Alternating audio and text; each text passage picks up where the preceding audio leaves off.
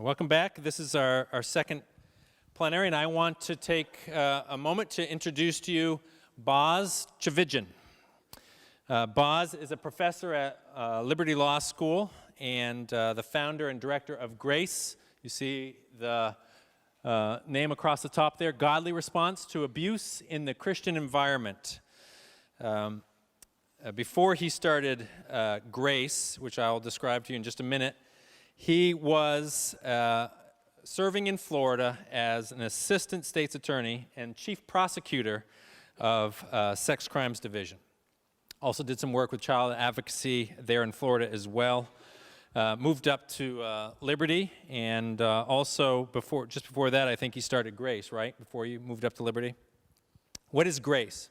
If you're not familiar with Grace, it is an organization that's sole purpose is to equip and assist the church and those within the Christian community to fulfill Mark 9, 36, and 37. If you don't know what that is, go look it up. But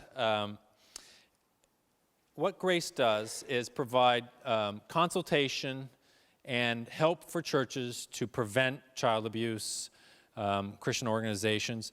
It has also been involved in providing outside independent investigations in some pretty significant areas of abuse. You may have actually seen information about Grace in Christianity Today in their independent investigation of a missionary board.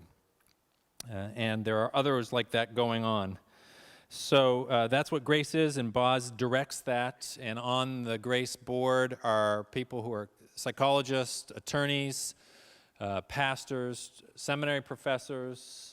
I'm probably skipping somebody, but there are a number of people, all who have the same passion and concern for educating the church about the problem of abuse and about child abuse. There's one more neat fact about Boz, and that is he has an interesting legacy. His legacy is that of Billy Graham. He is the grandson of Billy Graham.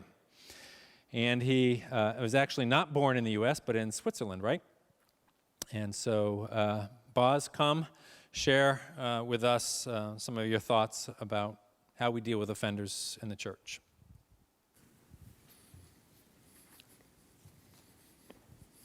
Thank you, Phil.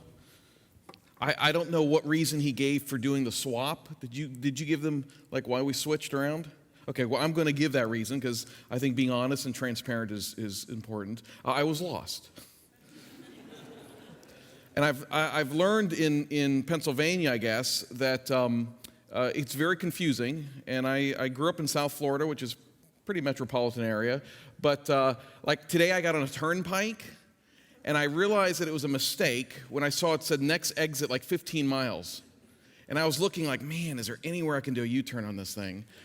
No, I had to wait to the 15 miles. And then the best part was I get to I go to pay my ticket, and I say, how do I get right back on where I just came from?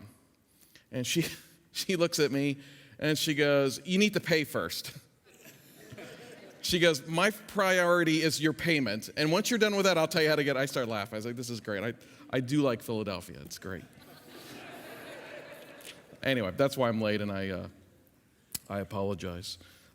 Let me start off our time together by reading a passage and many of you may be familiar with this passage, but many of you may not. But this comes from 2 Samuel 13, and it's the account of Amnon and Tamar. It says, in the course of time, Amnon, son of David, fell in love with Tamar, the beautiful sister of Absalom, son of David.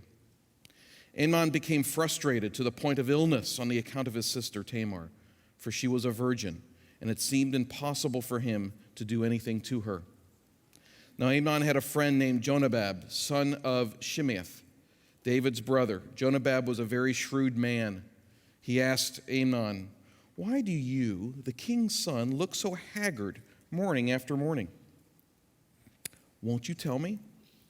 Amnon said to him, I'm in love with Tamar, my brother Absalom's sister. Go to bed and pretend to be ill, Jonadab said. When your father comes to see you, say to him, I would like my sister Tamar to come and give me something to eat. Let her prepare the food in my sight so I may watch her and then eat it from her hand. So Amnon lay down and pretended to be ill. When the king came to see him, Amnon said, I would like my sister Tamar to come and make some special bread in my sight, so I may eat from her hand. David sent word to Tamar at the palace, go to the house of your brother Amnon and prepare some food for him. So Tamar went to the house of her brother Amnon, who was lying down. She took some dough, kneaded it, made the bread in his sight, and baked it. Then she took the pan and served him the bread, but he refused to eat. Send everyone out of here, Amnon said. So everyone left. Then Amnon said to Tamar, bring the food here into my bedroom so I may eat from your hand.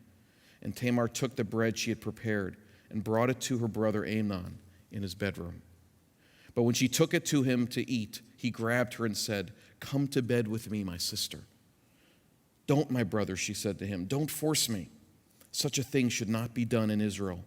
Don't do this wicked thing. What about me? Where could I get rid of my disgrace? And what about you? You would be like one of the wicked fools in Israel. Please speak to the king. He will not keep me from being married to you. But he refused to listen to her, and since he was stronger than she, he raped her. Then Amnon hated her with intense hatred. In fact, he hated her more than he had loved her. Amnon said to her, get up and get out. No, she said to him,